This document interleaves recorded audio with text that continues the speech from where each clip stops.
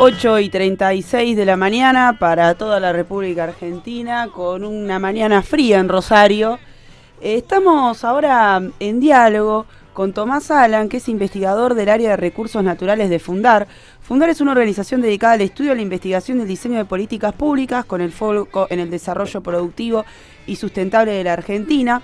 En ese marco queríamos conversar con un informe que salió recientemente que implica las retenciones, algo que está muy en agenda pública, sobre todo en este contexto, donde empieza a premiar la necesidad de liquidación de cosechas, y algunas propuestas también para pensar las retenciones, pero por fuera de la coyuntura y de la emergencia permanente. Buen día, Tomás, ¿cómo estás?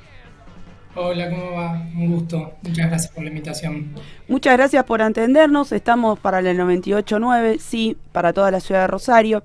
Bueno, en primer lugar queríamos conversar con vos. A fines de mayo el presidente Javier Milei estuvo en un acto en la rural y prometió que va a eliminar las retenciones, luego de levantar el cepo cambiario y suprimir el impuesto país.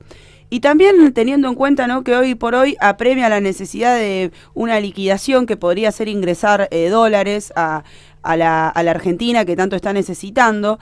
En este marco preguntarte cómo funciona en la actualidad el sistema de retenciones y qué problemas encuentran ustedes o qué problemas tienen. Las retenciones son un impuesto que se aplica en la aduana cuando sale la mercadería al exterior, o sea, se aplica sobre la venta de bienes al exterior, por ejemplo, trigo, maíz, soja, y operan como una especie de deducción sobre el precio que recibe el productor. Lo que hacen es bajar el precio que recibe el productor por los productos que vende, y esto tiene algunos problemas porque desincentiva la exportación, desincentiva la producción y afecta también la capacidad de inversión en insumos agrícolas por parte de los productores. Es decir, son impuestos que afectan a la producción y a las exportaciones, que son dos cosas que lógicamente queremos promover.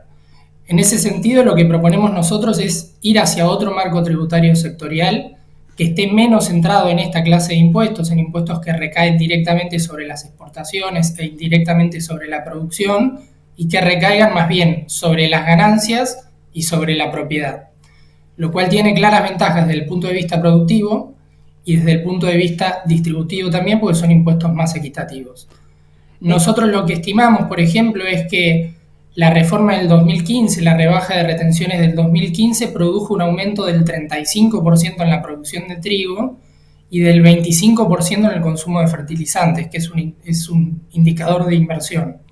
Con lo cual tiene una ventaja, tiene un efecto positivo sobre variables productivas.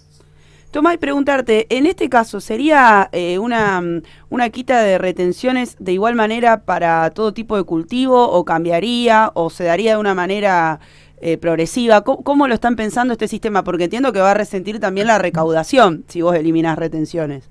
Sí, sería, por lo menos lo que proponemos nosotros, una reforma progresiva y diferenciada. Es decir, progresiva en el sentido de que debería empezar a implementarse una reducción de algunos puntos porcentuales por año a lo largo de una cierta cantidad de años, justamente por su impacto fiscal, para ir haciendo ajustes al sistema tributario de modo de no perder recaudación, de modo que puedas compensar con el fortalecimiento de otros impuestos los ingresos que vas perdiendo por reducir retenciones.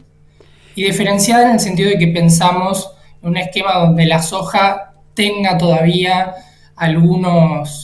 una tasa más baja que la actual, pero una tasa residual, llamémosle, de retenciones, a diferencia de otros productos como el maíz o el trigo, donde pensamos ir a un esquema de eliminación.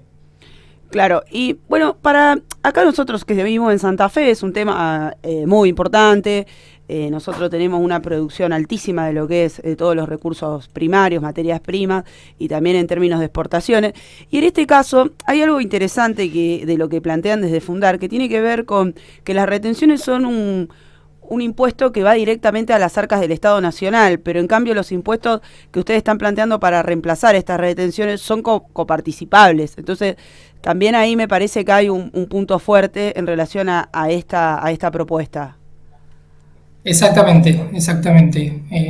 reducir retenciones tiene un beneficio claro para las provincias en general, porque se amplía la masa coparticipable y entonces llegan más fondos para todas las provincias eh, por la vía de la coparticipación, y para las provincias que tienen producción agropecuaria extendida en particular, porque lógicamente que además de recibir más fondos en concepto de coparticipación, aumenta la actividad local, seguramente haya un crecimiento en la producción local, y eso implica también más movimiento, y a su vez tienen más espacio para gravar al sector con tributos propios, con tributos locales.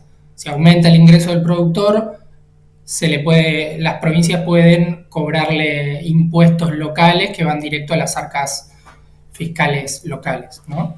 Entonces tiene claros beneficios para las provincias en general, para las provincias agropecuarias en particular, pero también es un desafío a la hora de hacer la reforma, porque implica que la nación se empiece a desprender de una fuente importante de recaudación. Las retenciones representan entre 1,5 y 2 del PBI, y entre el 4 y el 9% de la recaudación total, es decir, es una fuente con un poder recaudatorio importante, y además una fuente de recaudación exclusiva, porque como decías, de cada 100 pesos que entran a las arcas del Estado, los 100 se los queda el Estado Nacional, a diferencia de, por ejemplo, ganancias o el impuesto al valor agregado, donde eso se reparte con las provincias. Entonces, la nación se empieza a desprender de esa fuente importante y exclusiva de recaudación, y las provincias empiezan a crecer en su recaudación. Eso es un desafío porque plantea la necesidad de distribuir equitativamente los costos y beneficios de la reforma para poder avanzar. Es decir, tiene que haber una serie de acuerdos fiscales entre la nación y las provincias que distribuyan los costos y beneficios del proceso de reforma y del marco tributario resultante, para que la reforma sea políticamente sostenible y todos queden más o menos satisfechos con el resultado. Sí, sobre todo también teniendo en cuenta las dificultades que existen al momento de generar consensos políticos en la Argentina vinculado a estos puntos que son tan sensibles, que incluso se vienen ya tensionando si nos vamos a un periodo histórico hasta desde la reforma del 94 de la Constitución. Pero hay algo que me interesaba preguntarte, y es que vinculado, hoy más o menos dentro del informe estiman que hay unos 14.000 millones de dólares en stock de maíz y soja que no se viene liquidando. ¿Ustedes creen que de ir a un sistema de eliminación de retenciones podría resolverse esta emergencia y coyuntura permanente que surge cada vez que hay que liquidar cosecha, de cuándo se vende, cuándo no, cuándo se liquida, cuándo no, que termina generando también dificultades en lo que son las arcas del Banco Central, por ejemplo, en materia de dólares? Yo creo que eso está más influenciado por el tipo de cambio, por el nivel del tipo de cambio, que por el esquema de retenciones. El esquema de retenciones, las retenciones son una variable que varía más espaciadamente en el tiempo. Si bien a veces hay modificaciones, se modifican cada tanto, y en un esquema de reducción gradual seguramente se prevea quizás para el año que viene, o veremos si eso sucede, pero lo que voy es que serían modificaciones cada cierto tiempo que no tienen tanta influencia sobre las decisiones de los productores en la comercialización de corto plazo. En la decisión de los productores de comercializar o no, de liquidar o no en el corto plazo, influye más el nivel del tipo de cambio, que es una variable que sí varía mucho más frecuentemente en el tiempo. Puede haber una devaluación en algún momento, digamos, y eso es lo que influencia más bien la liquidación en el corto plazo, digamos. Bueno, Tomás, te agradecemos mucho la comunicación, la verdad que clarísimo, también sobre todo para pensar propuestas, porque siempre uno está con esta necesidad de las emergencias y hay que encontrar alternativas para también salir adelante y generar más sostenibilidad en las políticas públicas de la Argentina. Así que te agradecemos la comunicación y también ponerse a pensar desde fundar algunas alternativas para pensar la Argentina y el desarrollo productivo. Muchas gracias, es la idea. Muchas gracias por la invitación, un gusto. Muchas gracias.